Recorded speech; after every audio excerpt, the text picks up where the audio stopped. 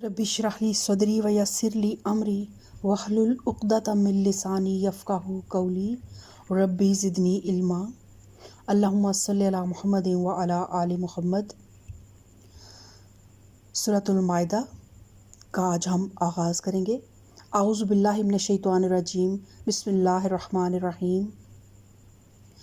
या अय्युहल्लज़ीना आमनू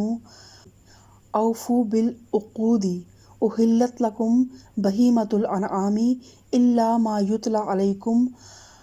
गैरा मुहिल्लिस सैदी व अंतुम हुरुम। ए लोगो जो ईमान लाए हो, बंदिशों की पूरी पाबंदी करो। और जैसा कि सूरह माइदा के शान नज़ूल में आपको बताया गया था कि मुसलमानों को, जिस तरह मुसलमानों की रियासत अब बहुत ज़्यादा एक्सटेंड हो चुकी थी और उनको नए कवानीन, नई जो हैं वो उनमें अहकामात के साथ नवाजा गया इस सूरह मुबारका में। तो बंदिशों की पाबंदी करो, इसका मफ़हूम यह है कि उन हदूद और क़यूद की पाबंदी करो जो इस सूरत में तुम पर आयद की जा रही हैं और जो बिल अमूम अल्लाह की शरीयत में तुम पर आयद की गई हैं। तुम्हारे लिए मवेशी के किस्म के सब जानवर हलाल किए गए हैं सिवाय उनके जो आगे चलकर तुमको बताए जाएंगे। तो यहाँ पे अनाम का लफ्ज़ इस्तेमाल हुआ है मवेशी के लिए। तो अनाम का लफ्ज़ अरबी ज़ुबान में ऊँट, गाय, भेड़ और बकरी पर बोला जाता है और बहीमा का इतलाक़ हर चरने वाले चौपाए पर होता है। अगर अल्लाह ताला ने यह फरमाया होता कि अनाम तुम्हारे लिए हलाल किए गए हैं, तो इससे सिर्फ वही 4 जानवर हलाल होते जिन्हें अरबी में अनाम कहते हैं। लेकिन हुक्म इन अल्फाज में दिया गया है कि मवेशी की किस्म के चरिंद और चौपाए तुम पर हलाल किए गए हैं। इससे हुक्म वसी हो जाता है और वो सब चरिंदा जानवर इसके दायरे में आ जाते हैं जो मवेशी की नोयत के हों, यानी कि जो कुचलियाँ ना रखते हों और हैवानी ग़ज़ा की बजाय नबाताती ग़ज़ा खाते हों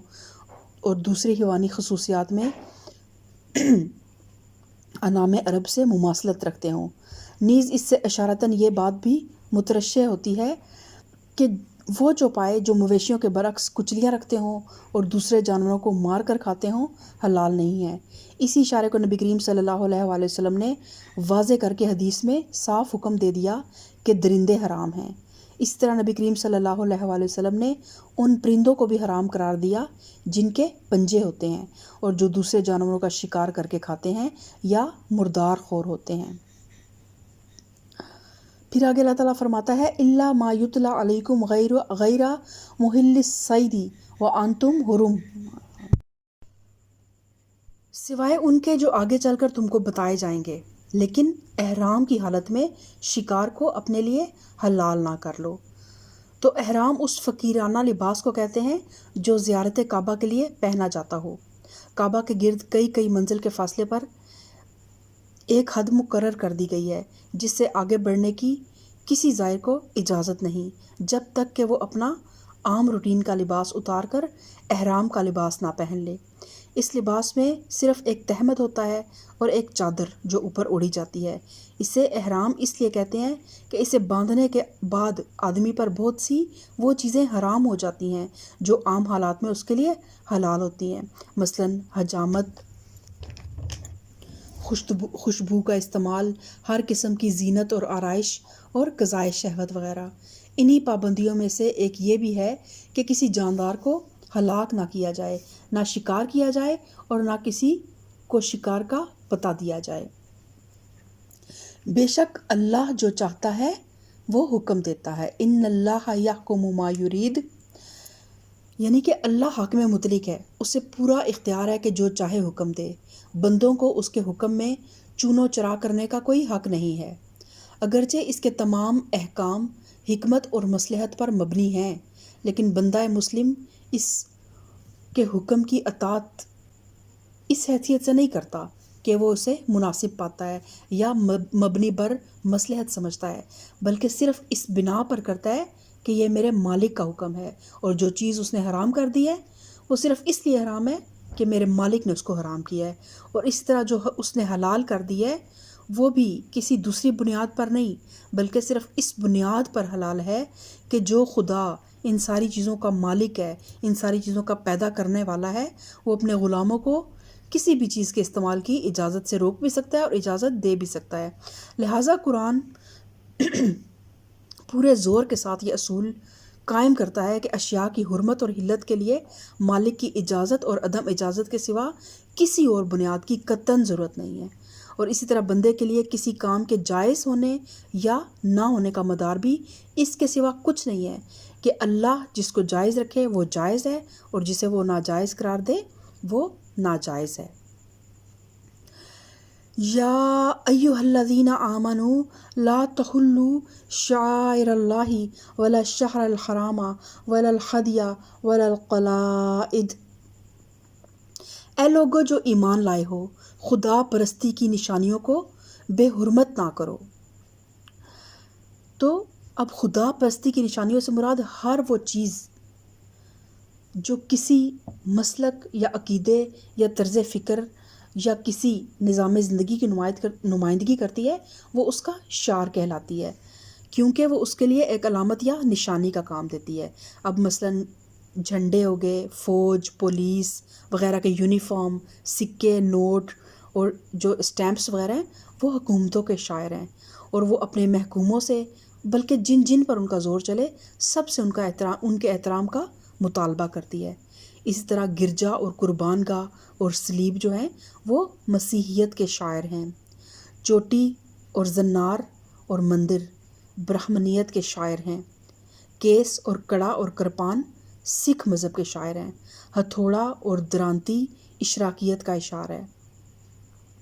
یہ سب مسلک اپنے اپنے پیرووں سے اپنے ان شاعر کے احترام کا مطالبہ کرتے ہیں۔ اگر کوئی شخص کسی نظام کے شاعر میں سے کسی شاعر کی توہین کرتا ہے تو اس بات کی علامت ہے کہ وہ دراصل اس نظام کے خلاف دشمنی اور عناد رکھتا ہے، اور اگر وہ توہین کرنے والا خود اسی نظام سے تعلق رکھتا ہو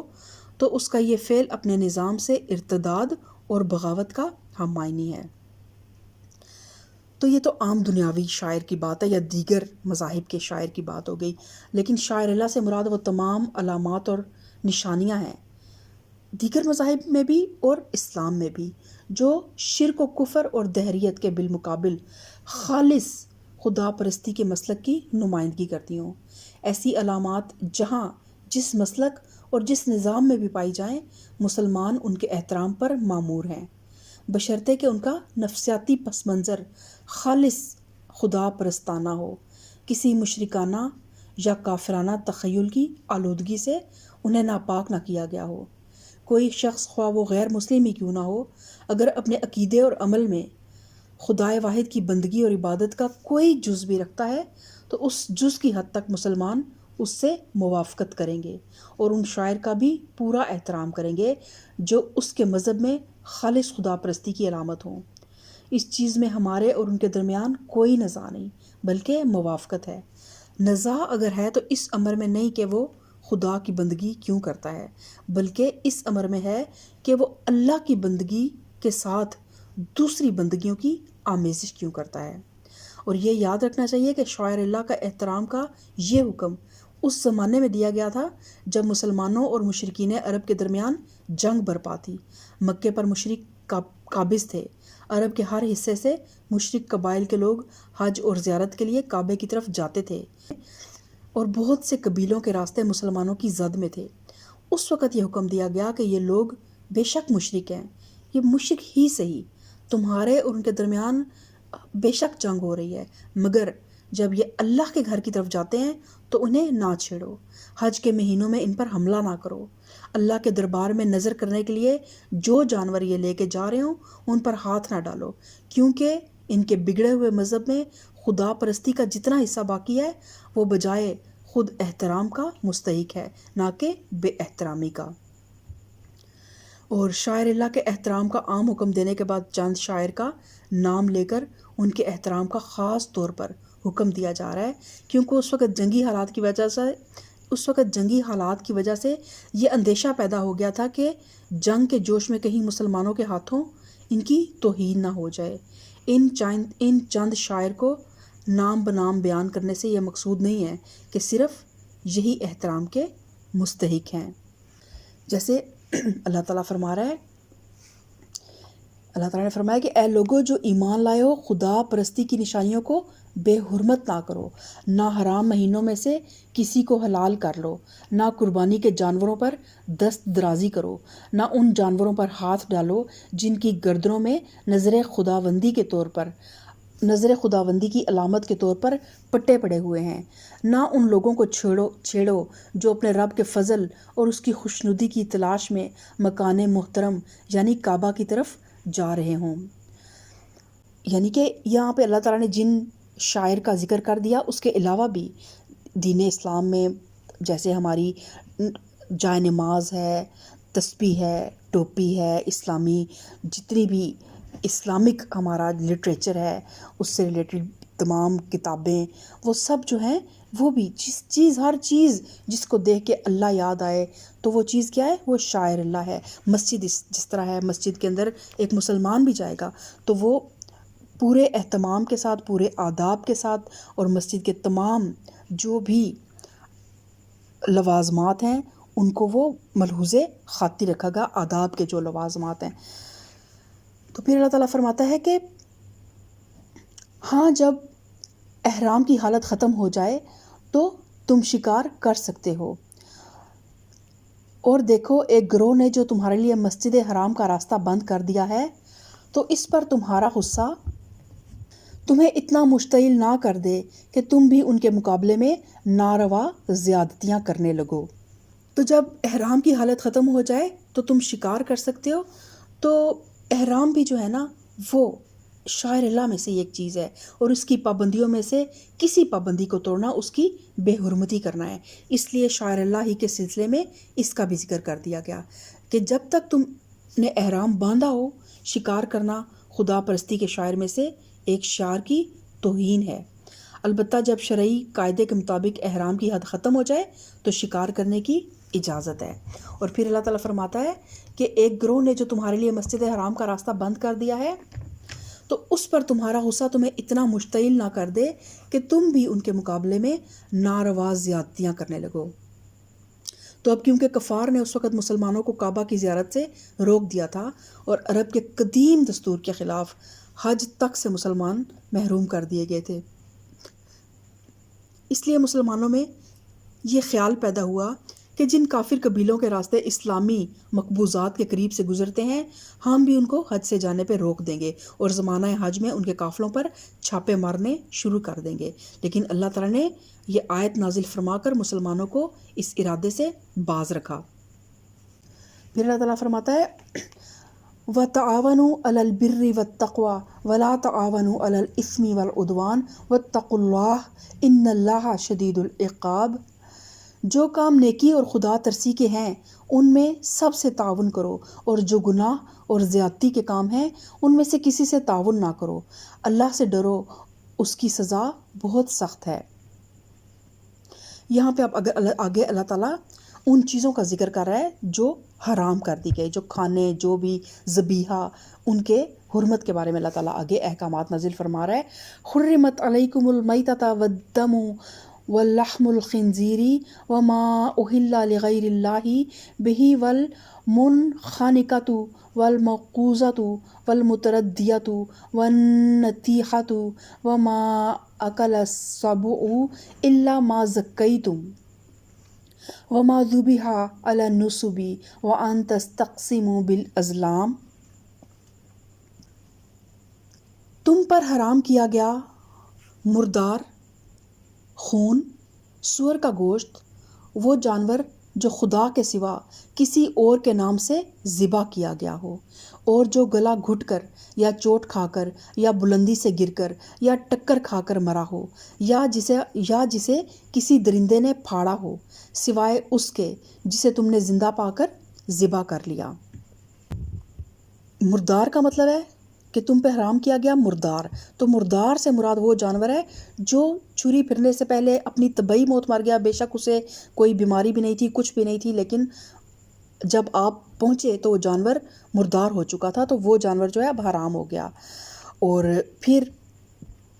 اللہ تعالیٰ فرماتا ہے کہ اس کے علاوہ جو کسی اللہ کے سوا کسی اور کے نام پر ذبح کیا گیا ہو، یعنی جس کو ذبح کرتے وقت اللہ کے سوا کسی اور کا نام لیا گیا ہو یا جس کو ذبح کرنے سے پہلے یہ نیت کی گئی ہو کہ یہ فلاں بزرگ یا فلاں دیوی یا دیوتا کی نظر ہے۔ اور پھر اللہ تعالیٰ نے آگے مختلف جانور بتائے جو گلا گھٹ کر یا چوٹ کھا کر یا بلندی سے گر کر یا ٹکر کھا کر مرا ہو یا کسی درندے نے جس کو پھاڑا ہو۔ تو یعنی وہ جانور جو مذکورہ بالا حوادث میں سے کسی حادثے کا شکار ہو جانے کے باوجود مرا تو نہ ہو بلکہ کچھ آثار زندگی اس میں پائے جاتے ہوں، اس کو اگر ذبح کر لیا جائے تو وہ کھایا جا سکتا ہے۔ اس سے یہ بھی معلوم ہوتا ہے کہ حلال جانور کا گوشت صرف ذبح کرنے سے حلال ہوتا ہے، کوئی دوسرا طریقہ اس کو ہلاک کرنے کا صحیح نہیں ہے۔ یہ ذبح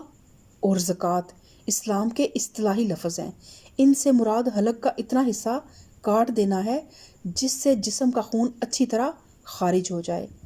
جھٹکا کرنے سے یا گلا گھونٹنے سے یا کسی اور تدبیر سے جانور کو ہلاک کرنے کا نقصان یہ ہوتا ہے کہ خون کا بیشتر حصہ جسم کے اندر ہی رک کر رہ جاتا ہے اور وہ جگہ جگہ جم کر گوشت کے ساتھ چمٹ جاتا ہے۔ برعکس اس کے ذبح کرنے کی صورت میں دماغ کے ساتھ جسم کا تعلق دیر تک باقی رہتا ہے، جس کی وجہ سے رگ رگ کا خون کھنچ کر باہر آ جاتا ہے اور اس طرح پورے جسم کا گوشت خون سے صاف ہو جاتا ہے۔ اور خون کے متعلق ہم پہلے ہی پڑھ چکے ہیں کہ وہ حرام ہے، لہٰذا گوشت کے پاک اور حلال ہونے کے لیے ضروری ہے کہ اس کے اندر خون کی آمیزش بالکل بھی نہیں ہو۔ پھر اللہ تعالیٰ فرماتا ہے وَمَا ذُبِحَ عَلَى النُّصُبِ وَأَن تَسْتَقْسِمُوا بِالْأَزْلَامِ، اور وہ جو کسی آستانے پر ذبح کیا گیا ہو۔ تو اس مقام پر یہ بات خوب سمجھ لینی چاہیے کہ کھانے پینے کی چیزوں میں حلال اور حرام کی جو قیود شریعت کی طرف سے عائد کی جا رہی ہیں، ان کی اصل بنیاد ان اشیاء کی طبی فوائد یا نقصانات نہیں ہوتے، بلکہ ان کے اخلاقی فوائد اور نقصانات ہوتے ہیں۔ جہاں تک طبعی امور کا تعلق ہے تو اللہ تعالیٰ نے ان کو انسان کی اپنی سعی اور جستجو اور کاوش اور تحقیق پر چھوڑ دیا ہے۔ یہ دریافت کرنا انسان کا اپنا کام ہے کہ مادی اشیاء میں سے کیا چیزیں اس کے جسم کو غذائے صالح بہم پہنچانے والی ہیں اور کیا چیزیں ایسی ہیں جن کا الٹا نقصان ہو سکتا ہے انسان کو۔ شریعت ان امور میں اس جگہ رہنمائی جو ہے نا اس کی ذمہ داری اپنے سر پر نہیں لیتی کہ چیزوں کے نفع اور نقصان کو انسان دیکھے۔ تو شریعت غذا کے معاملے میں جس چیز پر روشنی ڈالتی ہے وہ دراصل اس کا یہ پہلو ہے کہ کس غذا کا انسان کے اخلاق پر کیا اثر ہوتا ہے اور کون سی غذائیں طہارت نفس کے لحاظ سے کیسی ہیں، اور غذا حاصل کرنے کے طریقوں میں سے کون سے طریقے اعتقادی اور نظری حیثیت سے صحیح یا غلط ہیں، کیونکہ اس کی تحقیق کرنا انسان کے بس میں نہیں ہے اور اسے دریافت کرنے کے ذرائع انسان کو میسر ہی نہیں ہیں، اور اسی بنا پر انسان نے اکثر ان امور میں غلطیاں کی ہیں۔ اس لیے شریعت صرف انہی امور میں اس کی رہنمائی کرتی ہے جن چیزوں کو اس نے حرام کیا ہے، انہیں اس وجہ سے حرام کیا ہے کہ یا تو اخلاق پر ان کا برا اثر پڑتا ہے جس طرح شراب، یا وہ طہارت کے خلاف ہیں جیسے اب یہ مردار، خون، یہ سب ناپاک اور نجس ہو جاتی ہیں چیزیں، یا ان کا تعلق کسی فاسد عقیدے سے ہے۔ برعکس اس کے جن چیزوں کو اس نے حلال کیا ہے ان کی حلت کی وجہ یہ ہے کہ وہ ان برائیوں میں سے کوئی برائی اپنے اندر نہیں رکھتی۔ تو اب ایک انسان جو کچھ تھوڑا بہت ذہن رکھتا ہے، بعض اوقات انسان کے ذہن میں سوالات اٹھتے ہیں۔ انسان بے شک ہم بے حکم ہے کہ سمعنا و اطعنا، لیکن اللہ تعالیٰ ہی قرآن پاک میں فرماتا ہے کہ وہ میری آیات پر اندھے اور بہرے ہو کر مفہوم کچھ اس طرح کے گر نہیں پڑتے۔ انسان کے اندر اللہ پاک نے خود یہ صفت رکھی ہے کہ وہ اس کے اندر ایک تجسس ہے، کویسچنز آتے ہیں اس کے ذہن میں بھی یہ سوال آتا ہے کہ اللہ نے ہم کو ان اشیاء کی حرمت کی وجہ کیوں نہیں بتائی، یہ کیوں نہیں بتایا کہ یہ وجہ کیوں حلال، یہ چیز کیوں حلال ہے اور کیوں حرام ہے، تاکہ ہمیں ایک مکمل فہم حاصل ہوتا ہے، ایک بصیرت حاصل ہوتی۔ تو اس کا جواب یہ ہے کہ ان وجوہات کو سمجھنا ہمارے لیے ممکن ہی نہیں ہے۔ مثلا یہ بات کہ خون یا سور کے گوشت یا مردار کے کھانے سے ہماری اخلاقی صفات میں کیا خرابیاں رونما ہوتی ہیں، کس قدر اور کس طرح ہوتی ہیں، اس کی تحقیق ہم کس طرح نہیں کر سکتے، کیونکہ اخلاق کو ناپنے اور تولنے کے ذرائع ہمیں حاصل نہیں ہیں۔ اگر بالفرض ان کے برے اثرات کو بیان کر بھی دیا جاتا تو شبہ کرنے والا تقریباً اسی مقام پر ہوتا جس مقام پر وہ اب ہے، کیونکہ وہ اس بیان کی صحت اور عدم صحت کو آخر کس چیز پر جانچتا۔ اس لیے اللہ تعالیٰ نے حلال اور حرام کی حدود کی پابندی کا انحصار ایمان پر رکھ دیا۔ جو شخص اس بات پر مطمئن ہو جائے کہ یہ کتاب اللہ ہے اور رسول اللہ کا رسول ہے اور اللہ علیم و حکیم ہے، وہ اس کے مقرر کیے ہوئے حدود کی پابندی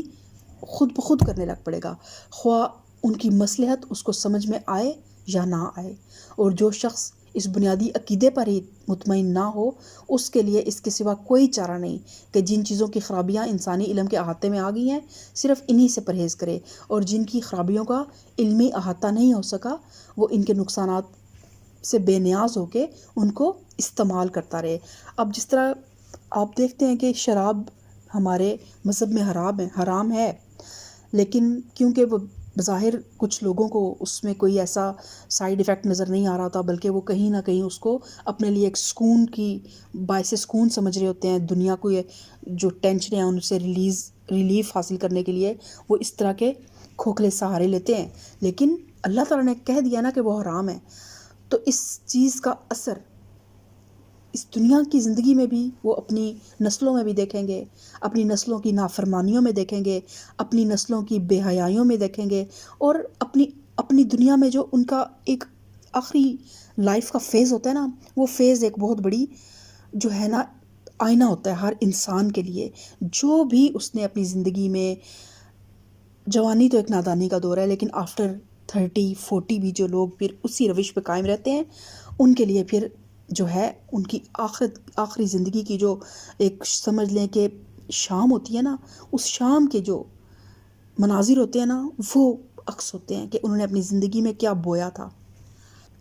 پھر اللہ تعالیٰ فرماتا ہے کہ نیز یہ بھی تمہارے لیے ناجائز ہے کہ 500 کے ذریعے سے اپنی قسمت معلوم کرو۔ تو اس آیت میں جس چیز کو حرام قرار دیا گیا ہے، اس کی 3 بڑی قسمیں دنیا میں پائی جاتی ہیں، اور اس آیت کا حکم ان تینوں پر حاوی ہے۔ اور ان 3 جو ہے شرائط، ان 3 اقسام کا مطالعہ ہم انشاءاللہ تعالیٰ اپنے نیکسٹ لیکچر میں کریں گے، تاکہ ہم ایک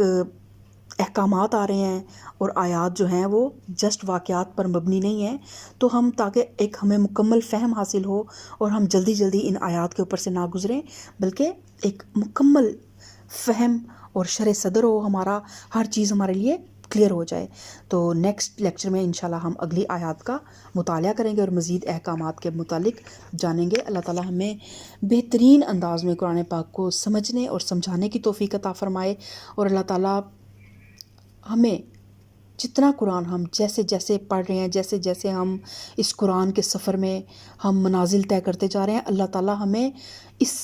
قرآن کے سفر کے ہر منزل پہ، ہر آیت میں جو بھی ہمارے لیے حکم ہو، اللہ تعالیٰ اسے ہمارے لیے ہمارے دل کو سمینا و اطانا کہنے کی توفیق عطا فرمائے۔ اللہ تعالیٰ ہمیں کھلے دل کے ساتھ ہمارا شرح صدر فرمائے اور ہمیں ہمارے لیے اس راستے پہ چلنا آسان بنا دے۔